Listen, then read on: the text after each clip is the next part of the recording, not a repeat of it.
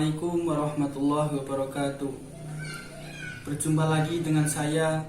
Dalam kesempatan video kali ini, saya akan sedikit menyinggung mengenai masalah tawakal kepada Allah Subhanahu wa Ta'ala.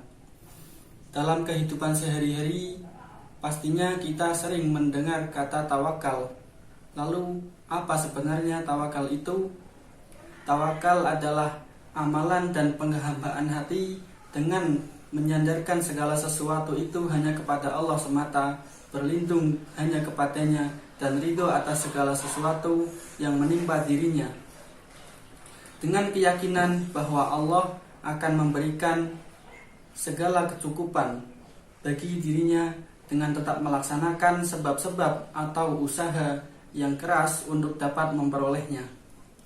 Sebagaimana firman Allah Subhanahu wa Ta'ala dalam Al-Quran Surah Ali Imran ayat 159 yang berbunyi, A'udzubillahi minasyaitonirrajim, Bismillahirrahmanirrahim. Fa idza azamta fatawakkal 'alallah, innallaha yuhibbul mutawakkilin. Yang artinya, kemudian apabila kamu telah membulatkan tekad, maka bertawakallah kepada Allah. Sesungguhnya Allah menyukai orang-orang yang bertawakal kepadanya. Ayat ini menunjukkan betapa pentingnya untuk berusaha dan kemudian barulah bertawakal. Sebagaimana Nabi melakukan musyawarah terlebih dahulu dengan para sahabatnya dengan meminta pendapat mereka mengenai suatu urusan. Kemudian setelah keputusan diambil dan telah menetapkan hati, lalu barulah mereka bertawakal kepada Allah Subhanahu wa Ta'ala dengan bersandar kepadanya. Disinilah pentingnya usaha sebelum kita bertawakal. Dengan demikian, tawakal mengandung pengertian bahwa kita harus bekerja keras serta berjuang untuk mencapai tujuan dan kepentingan, barulah berserah diri kepada Allah Subhanahu wa Ta'ala. Kita tahu bahwa rezeki itu datangnya dari Allah Subhanahu wa Ta'ala, dan mencari rezeki dengan bekerja adalah sebab atau usahanya. Sembuhnya penyakit seseorang itu datangnya dari Allah, dan berobat adalah sebab atau usahanya. Kesalahan kita dalam memahami tawakal adalah tanpa mengambil sebab atau ikhtiar. Seorang yakin kalau rezeki datangnya dari Allah, tetapi dia hanya berdiam diri di rumah.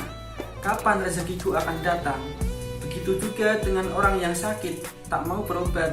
Fa'idha maritu fahuwa yashfin. Dia beranggapan bahwa ketika aku sakit, maka dialah Allah yang menyembuhkan, bukan obat ataupun bukan dokter. Semacam ini adalah kesalahan dalam memahami ayat Al-Quran yang berhubungan dengan tawakal, dan tentu bertentangan dengan konsep tawakal. Namun demikian, meskipun usaha atau sebab mempunyai peranan penting, janganlah sesekali menggantungkan keberhasilan kita pada usaha yang kita lakukan.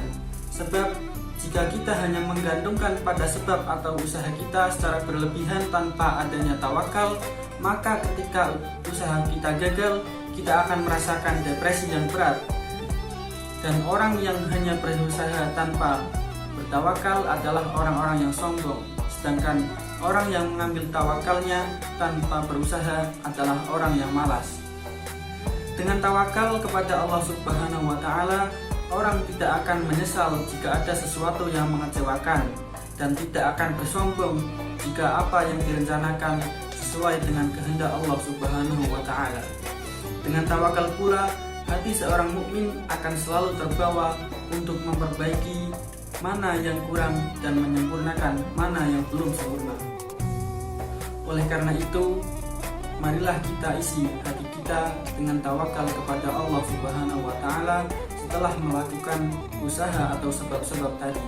Sebab tawakal adalah sebagian dari keimanan seorang muslim. Demikianlah yang dapat saya sampaikan dalam kesempatan kali ini. Kurang lebihnya mohon maaf apabila ada kata-kata yang kurang berkenan. Billahi taufiq wal hidayah. Wassalamualaikum warahmatullahi wabarakatuh.